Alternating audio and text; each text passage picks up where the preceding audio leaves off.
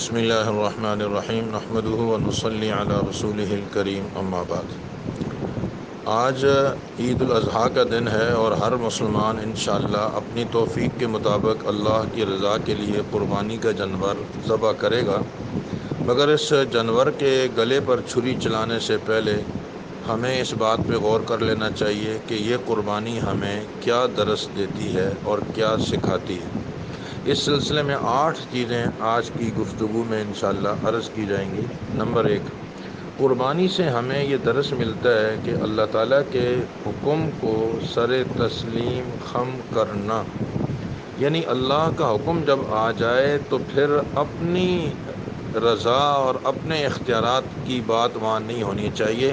وَمَا كَانَ لِمُؤْمِنٍ وَلَا مُؤْمِنَةٍ إِذَا قَضَى اللَّهُ وَرَسُولُهُ أَمْرًا أَن يَكُونَ لَهُمُ الْخِيَرَةُ مِنْ أَمْرِهِمْ۔ اور اگر غور کیا جائے ابراہیم علیہ السلام کے واقعہ پر تو وہاں بھی آپ دیکھیں اللہ تعالیٰ نے ابراہیم علیہ السلام کو خواب میں کیا دکھایا؟ انی ارا فی المنام انی اذبحک۔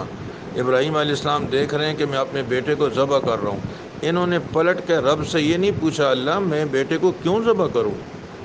شریعت میں تو کسی انسان کو قتل کرنا جرم عظیم ہے، اور وہ بھی معصوم بچہ جس کو میدان جنگ میں بھی نہیں مارا جاتا، اور آپ فرما رہے ہیں کہ میں اس کو ذبح کر دوں؟ نہیں، بس اللہ نے کہہ دیا ذبح کرو، تیار ہو گئے۔ اور کمال ہو گئی جب بیٹا اسماعیل علیہ السلام کے سامنے یہ بات آئی کہ انی ارا فی المنام انی اذبحک فانظر ماذا تری، تمہاری کیا رائے ہے؟ یہ مطلب نہیں تھا پوچھنے کا کہ تم چاہو تو ذبح کر دیں، نہیں تو نہیں، یہ ذبح کرنے کے طریقے کو متعین کرنے کے لیے پوچھا کہ اگر تم راضی ہو تو پھر ذبح کرنے کا طریقہ الگ ہے، اگر راضی نہیں ہو تو پھر اس کا طریقہ ذبح کرنے کا الگ ہے۔ ذبح تو کرنا ہی کرنا ہے، اب یہ کہ طریقہ کون سا اختیار کیا جائے، جبر والا یا دوسرا، یہ تمہاری رائے پر موقوف ہے۔ سبحان اللہ، بیٹا بھی وقت کا نبی بننا تھا۔ اسماعیل علیہ السلام نے کتنا خوبصورت جواب دیا، ارشاد فرمایا یا ابت افعل ما تؤمر۔ پلٹ کے یہ نہیں پوچھا میں کیوں ذبح ہو جاؤں، میں بچہ ہوں، میرا قصور کیا ہے، میں نے کیا جرم کیا ہے؟ نہیں، بس اللہ کا حکم ہے تو بس افعل ما تؤمر۔ آپ نے غور کیا اللہ کا حکم جب آ جائے تو وہاں چوں چرا نہیں ہونا چاہیے۔ آج 8-10 ہزار کی اجتماعی قربانیوں میں حصے ڈال کے لوگ 10 سوال کرتے ہیں، اپنے فوائد تلاش کرتے ہیں، اپنے منافع ڈھونڈتے ہیں، لیکن یہاں پر نہ تو ابراہیم علیہ السلام نے پوچھا کہ میں بیٹے کو کیوں ذبح کروں، اور نہ اسماعیل علیہ السلام نے یہ سوال کیا کہ میں کیوں ذبح ہو جاؤں۔ فلما اسلم وتلہ للجبین، رب کو یہ ادا اتنی پسند آئی ونادیناہ ان یا ابراہیم قد صدقت الرؤیا، خوش آمدید، مبارک مبارک اے ابراہیم کہ تم نے جو کچھ ہم نے دکھایا تم نے ایسا ہی کر دکھایا۔ اس انعام پر اللہ تعالیٰ نے اس مشقت کو برداشت کرنے پر اور اس عظیم حکم کی تکمیل پر اللہ نے پھر فرمایا وَبَشَّرْنَاهُ بِإِسْحَاقَ نَبِيًّا مِّنَ الصَّالِحِينَ۔ اللہ نے انہیں اسحاق علیہ السلام کی بشارت دی۔ حضرت ابراہیم کی عمر 100 سال اور سارہ علیہ السلام کی عمر 90 سال، اس وقت میں بھی اللہ نے فرمایا ہم آپ کو اسحاق وہ دیں گے، کیونکہ آپ نے اتنے بڑے امتحان میں کامیابی دکھا دی۔ تو کہنے کا مقصد یہ ہے کہ اگر یہ چیز دل میں آ جائے کہ اللہ کے حکم کے سامنے چون چرا نہیں کرنی، جس چیز کو اللہ نے کرنے کے لیے کہا ہے کرو، جس سے بچنے کے لیے کہا ہے بچو، ما آتاکم الرسول فخذوہ وما نہاکم عنہ فانتہوا، اس لیے کہ وما ینطق عن الہوی ان ہوا الا وحی یوحی، تو میں سمجھتا ہوں کہ گناہوں کو چھوڑنا بہت آسان ہو جائے گا۔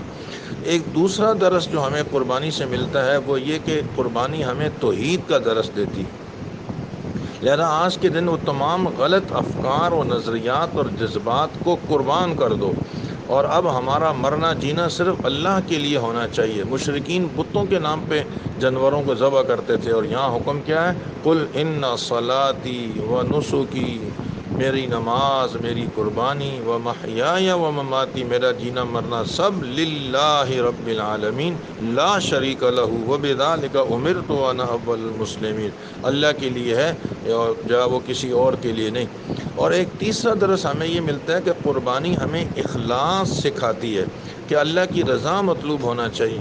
لن ينال الله لحومها ولا دماؤها ولكن يناله التقوى منكم۔ اور قرآن مجید میں دوسری جگہ فرمایا فصل لربك وانحر، اپنے رب کی رضا کے لیے نماز پڑھو اور قربانی دو۔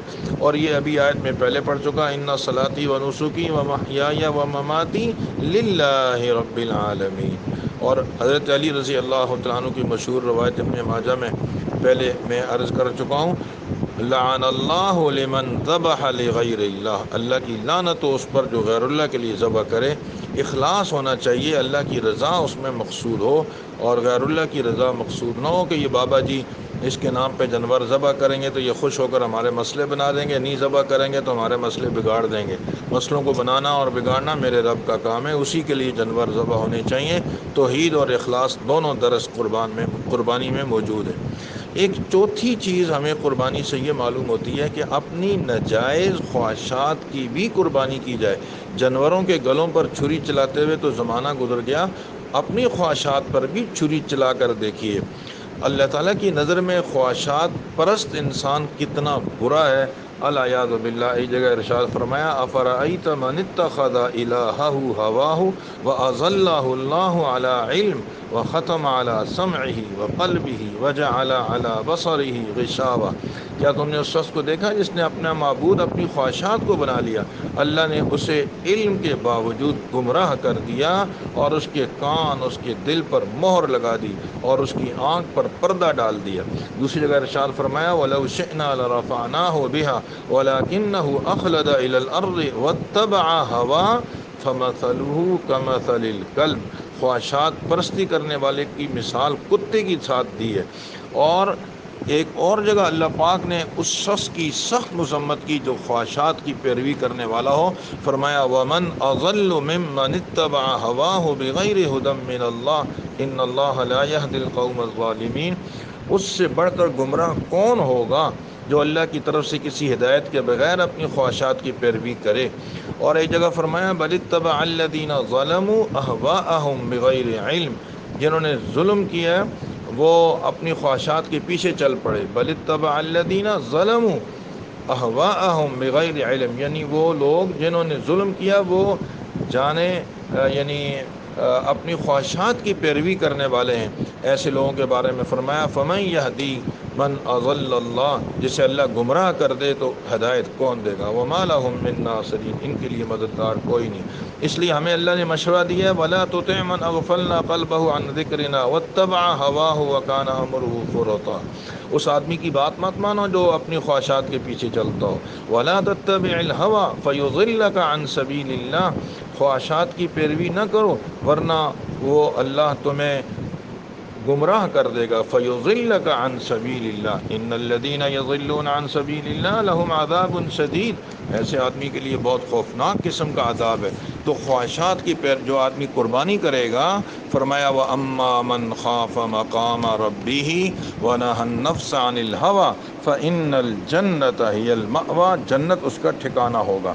قربانی ہمیں ایک درس یہ بھی دیتی ہے کہ عمدہ مال وہ اللہ کے راستے میں خرچ کیا جائے، جبھی تو بے عیب جانور کو ذبح کرنے کا ہمیں حکم ہے۔ اور قرآن میں بھی ہے لَن تَنَالُوا الْبِرَّ حَتَّىٰ تُنْفِقُوا مِمَّا تُحِبُّونَ۔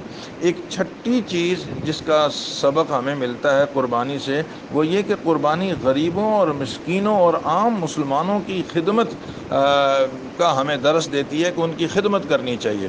قربانی ہمیں یہ سبق دے رہی ہے کہ غریبوں اور مسکینوں کی مدد کرو۔ ارشاد ہے فَكُلُوا مِنْهَا وَأَطْعِمُوا الْقَانِعَ وَالْمُعْتَرَّ، جو آدمی ضرورت مند نہیں اور قربانی کا گوشت اس کو بھی دے سکتے ہو مگر والمعتر، ضرورت مند کو بھی دو۔ وَأَطْعِمُوا الْبَائِسَ الْفَقِيرَ، فَكُلُوا مِنْهَا، خود بھی کھاؤ لیکن وَأَطْعِمُوا الْبَائِسَ الْفَقِيرَ، فقیر کو بھی کھلاؤ۔ تو انسانیت کے ساتھ ہمدردی کا درس بھی ہمیں قربانی سے ملتا ہے۔ ایک ساتویں چیز یہ کہ قربانی سے ہمیں یہ درس بھی ملتا ہے کہ ہم جانوروں پر شفقت کا معاملہ کریں۔ دیکھو ایک فاحشہ عورت نے پیاسے کتے پر ترس کھایا تھا تو اللہ نے اس کی بخشش فرما دی تھی۔ یہاں بھی ہمیں حکم ہے کہ قربانی کے جانور کو ذبح کرتے ہوئے پوری احتیاط کرو، اچھی طرح ذبح کرو اور چھری تیز رکھو تاکہ تکلیف نہ ہو، دوسرے جانور کے سامنے ذبح نہ کرو۔ تو جانوروں کے ساتھ بھی شفقت کرنے کا ہمیں شریعت نے حکم دیا ہے۔ جس شریعت میں جانوروں کے ساتھ شفقت کا حکم ہے، بتلاؤ اس شریعت میں انسانوں کے کتنے حقوق ہوں گے۔ ایک آخری چیز یہ کہ قربانی ہم کر تو رہے ہیں جانور کی، مگر قربانی ہمیں درس دیتی ہے کہ راہ خدا میں اگر تمہیں خود بھی قربان ہونا پڑے اور کسی وقت میں اللہ کا حکم آ جائے کہ اپنی جان کی قربانی دو تو اس میں دریغ نہ کرنا۔ دیکھو ابراہیم علیہ السلام نے اپنے بیٹے کو پیش کر دیا تھا اور اسماعیل علیہ السلام نے اپنے آپ کو بالکل اس کے لیے طوعاً اور خوشی سے تیار کر لیا تھا، لہذا اصل قربانی تو جان کی ہے۔ اللہ نے فضل فرمایا اور جانور کو اس کا نعم البدل قرار دیا، وفدیناہ بذبح عظیم، ورنہ تو اصل جان کی قربانی ہے۔ تو کبھی میرے رب کے حکم کو زندہ کرنے کے لیے اگر اللہ کا حکم آ جاتا ہے کہ اپنی جانوں کی قربانیاں پیش کرو تو ہماری نیت یہ ہونی چاہیے، انشاءاللہ نیت پر بھی اللہ تعالیٰ اجر عطا فرمائیں گے۔ آج کے اس مبارک دن میں غریبوں کے گھروں میں جائیے، انہیں گوشت پیش کیجیے، ان کی دعائیں لیجیے، بیماروں کے گھروں میں جائیے، ان کی تیمارداری کیجیے، ان کی دعائیں لیجیے، انہیں بھی گوشت پیش کیجیے، اور اپنے والدین رشتہ داروں کے یہاں جائیے، ان کی دعائیں لیجیے، صلہ رحمی کا اجر و ثواب حاصل کیجیے، اور اپنے گھر کے اندر بھی خوشیاں منائیے، اس لیے کہ گوشت کے 3 ہی حصے کیے جاتے ہیں۔ اپنے لیے رکھو، اپنے بیوی بچوں کے بھی تم پہ حقوق ہیں، اپنے رشتہ داروں کے حقوق کی بھی رعایت رکھو، اور اس کے ساتھ ساتھ غریبوں اور مستحقین کی بھی رعایت رکھو۔ اللہ تعالیٰ ہمیں عمل کی توفیق نصیب فرمائے۔ وآخر دعوانا ان الحمد للہ رب العالمین۔